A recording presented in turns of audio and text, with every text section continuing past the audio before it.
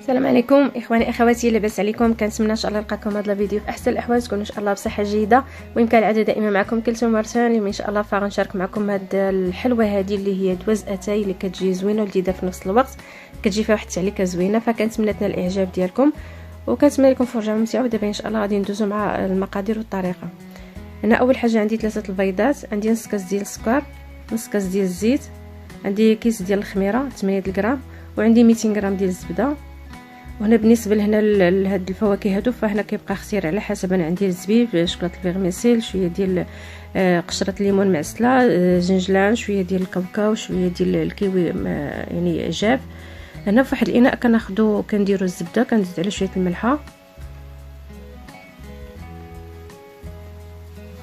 غادي نضيف على نص كاس ديال السكر، غادي نضيف هنا نص معلقه ديال بودره الفاني،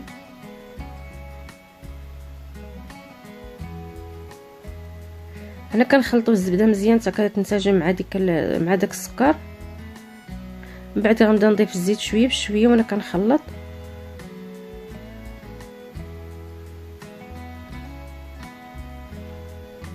ومن بعد هنا غنضيف البيض وحده بوحده وانا كنخلط في نفس الوقت. المهم هنا انا راني مسرعه على فيديو باش هكا ما يجيش طويل بزاف.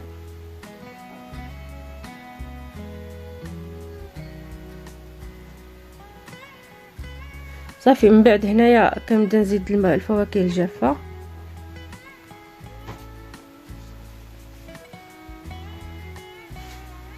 صافي من بعد هنا غنبدا نضيف الطحين شويه بشويه، لانه الطحين تقريبا ديت لي ما بين تقريبا شي 600 غرام.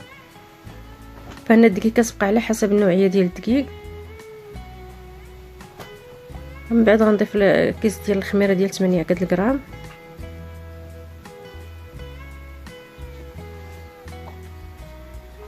صافي انا غادي نبدا نكمل الطحين حتى غادي تجمع لي العجينه. فالعجينه من طبيعه الحال كتبقى شويه رطبه.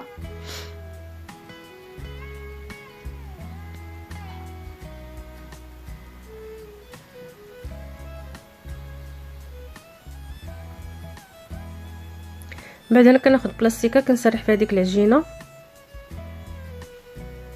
فهنا السمك ديالها ما تيكونش رقيق وماشي ثاني يغلي، المهم على حسب اللي بغا غليظه راه غيخليها شويه غليظه. انا خليتها شويه جات فيها كمتوسطه، ما تكونش رقيقه وماشي غليظه ثاني بزاف.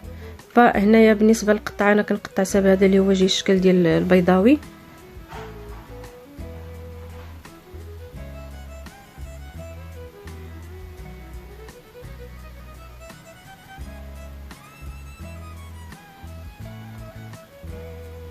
من بعد ما كنكملوا العجينه كندهنوها هنا بشويه العسل، وكنرشوا على شويه ديال الكاوكاو اولا اللوز على حسب.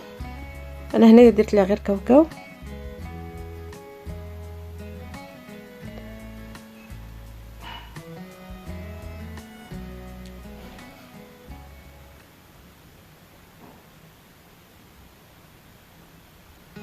في هاد الاثناء هادي درت الفران هنا كيسخن، فغادي من بعد ما غنكملها غندخلها للفران.